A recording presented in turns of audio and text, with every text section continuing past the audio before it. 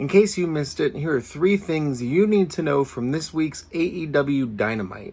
First, and it's unfortunate to start things on such a serious note, but really hope Pac is okay.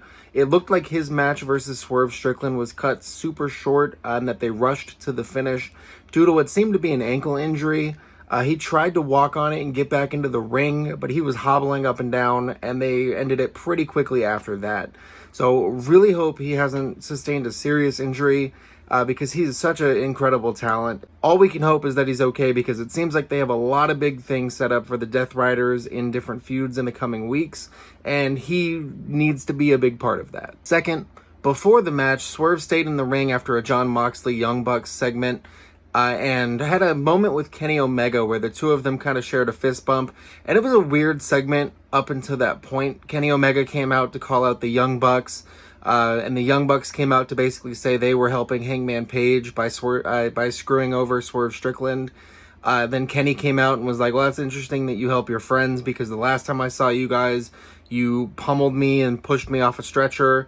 And it was a little long, and it was a little kind of like not a lot to it. I don't know. This is in its early stages, I guess, with adding the Young Bucks and Kenny Omega and all of these guys into this feud.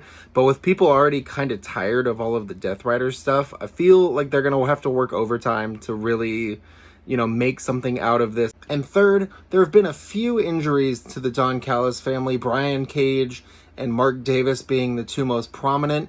So there was some promo time tonight for Don Callis to basically say, we're open to bringing new members in, and I'm really interested to see who they're going to bring into that fold, because the Don Callis family, for as much as I don't really enjoy it week to week, they've done a lot with Kyle Fletcher and Konosuke Takeshita in this time.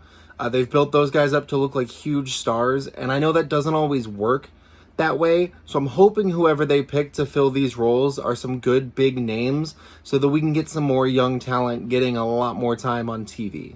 Let me know what your favorite part of the show this week was.